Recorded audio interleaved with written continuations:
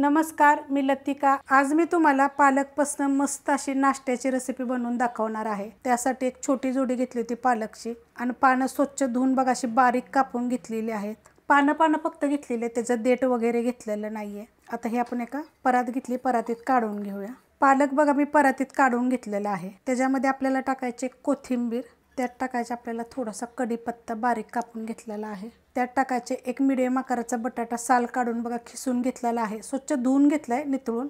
पानं पण धुवून पूर्ण नितळायची आणि नंतर कापायची, नाहीतर पाणी होतं मग जास्त, त्याच्यामध्ये पीठ जास्त लागतं त्याला।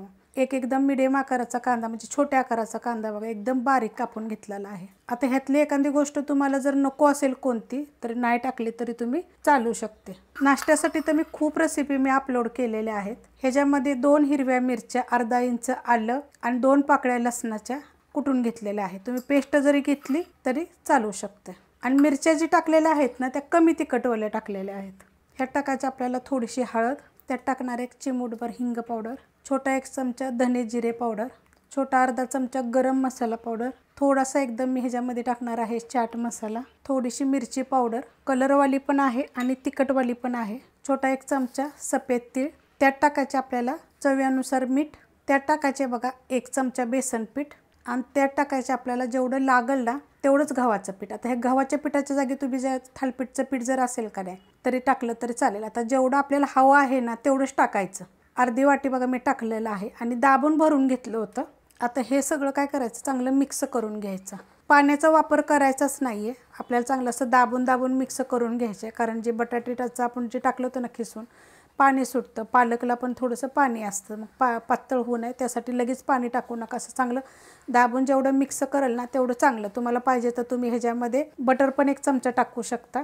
मुलांना जर तुम्ही टिफिनला वगैरे देत असला तर एक छोट्या आकाराचं चीजचं पण टाकू शकता, म्हणजे 1 चमचा 1.5 चमचा, नाहीतर जर दोन्ही जरी नाही टाकलं तर 1 चमचाभर तूप जरी टाकलं तरी चालेल। आता हे असं थोडंसं मी चांगलं मळून घेते। मस्त असं बघा मिक्स करून घेतलेलं आहे। पाण्याचा थोडासुद्धा वापर मी केलेला नाही। आता आपण ह्याच्यामध्ये एकदम थोडंसं पाणी टाकूया, एकदम पण जास्त असं टाकू नका, थोडं टाकायचं आणि आता हे घट्ट एकदम मळून घ्यायचं आहे। मस्त बघा असं मी मळून घेतलेलं आहे। तेवढंच आपल्याला अर्धी वाटीपेक्षा थोडंसं जास्त असं पीठ लागलेलं आहे आणि पीठ घेतो तर वाटीमध्ये दाबून चांगलं। ह्याच्यावर काय करायचं, थोडंसं आपल्याला तेल नाही तर तूप जरी लावलं तरी चालतं, असं लावून घेऊया थोडंसं।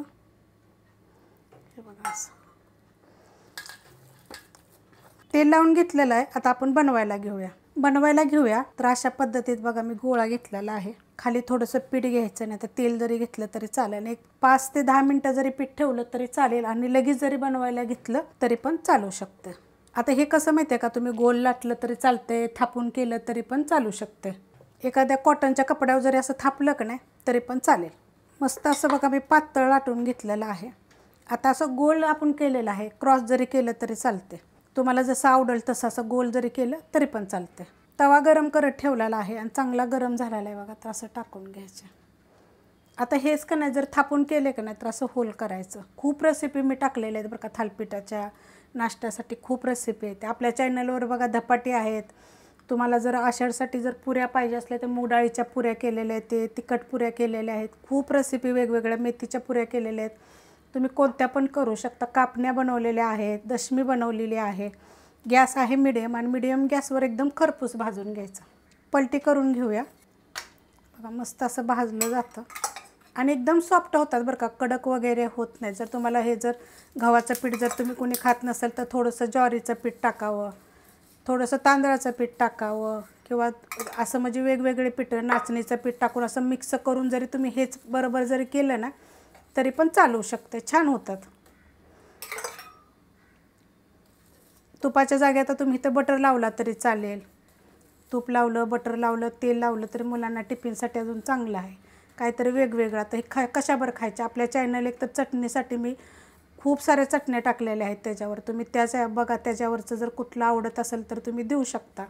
कोरडं तर इतकं छान लागतं ना, तुम्ही दह्यावर खाऊ शकता, टोमॅटो सॉसवर बी खाऊ शकता। बघा किती मस्त भाजलं गेलेलं आहे।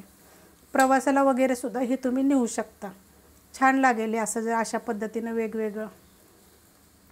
मस्त जेवढे पण आपल्या चॅनलवर आहेत का नाही थालीपीठ म्हणा, मी पराठे बनवलेले वेगवेगळ्या पद्धतीनं, त्याची सगळ्याची लिंक तुम्हाला ह्या रेसिपी खाली भेटेल, तुम्ही जरूर करून बघा, एकदम मस्त चवीला लागतं। रेसिपी बघितली की लाईक करा, सबस्क्राईब करा, कमेंट करा आणि शेअर बी करा.